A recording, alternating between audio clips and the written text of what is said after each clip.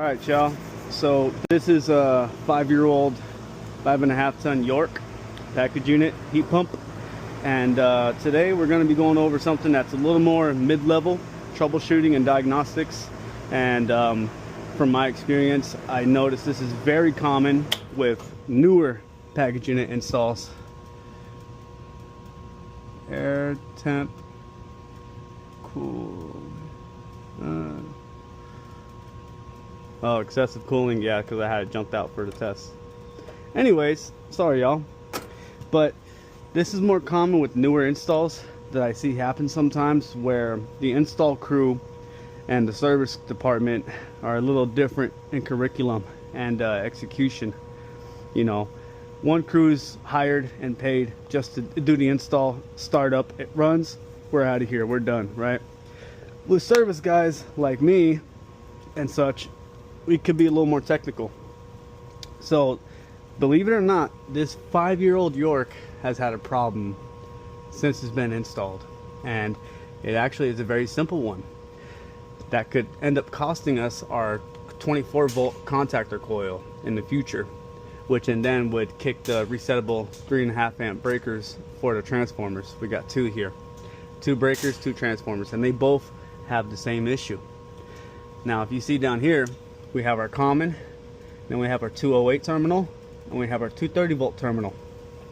So the simple question would be, what voltage is this system running off of on the high side? So we have our voltage set. Let's check. It's on the 230 terminal. We got 212. That can't be right. It's supposed to be either here or there, right? The way to tell if your transformer isn't on the right terminal for your high voltage, you go to your low voltage, common, and 24. We got 24 on the dot, right? So let's go ahead and cycle power. We'll switch the terminal from here to 208 and see if we have exactly 24 as well. Okay, power cycled back on. We're on the time delay on the board. I already have my line voltage positive going to 208 instead of 230. So now let's double check that. We got power going 212, right? That's cool. 208, 212, same. It's definitely below 230 though, which is imperative, because remember in the last clip we had 24 here, right, on the meter. Let's see what we got now. Look at that, 27 volts instead of 24. That's pretty good to me, especially because you got to consider over time these contactor coils, they'll age, they'll get older. This 5-year-old unit, by the time you know it, 10 years old, right? If you're not getting constant 24 volts and above to the coil of these 3-pole contactors, eventually your coil is going to end up getting weak and going bad, and then in turn you're going to energize the coil one day to cool. The coil is going to be so shot, it's going to kick back the voltage and pop this breaker. I've seen it many times before. It's more common with like carriers like these two back here per se, but it is possible to happen, and it all starts with something as simple as one little wire. So let's go to our air transformer here and restart the process and see what we got. Okay, so same thing, right? We got, it is on the 230 side in this one as well. I see common 230.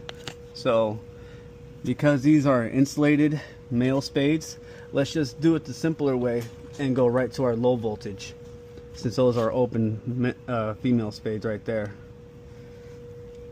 We got 24.5 volts on the dot. So let's go ahead and cycle power really quick. Take our 230, take the positive off our 230, I should say, and go to our 208, because that's actually what we have coming from our disconnect. Now cycle power back on. No poppies, right? Breakers are good there. Now let's go back. Do we have 24.5 volts still? 27, look at that. If you could go a little bit above 24, it's always better, because like I said, these coils will get old over time, and once they get old, they start to lose ohms, lose resistance. You should have anywhere from 11 to 18 ohms if you were to check the coil on these contactors, right? Now, given the time that it's been 5 years that these transformers were wired incorrectly for low voltage and high voltage, right? They could have already had some damage sustained, but luckily as of right now, there's contactor chattered a lot before I got here for the compressor.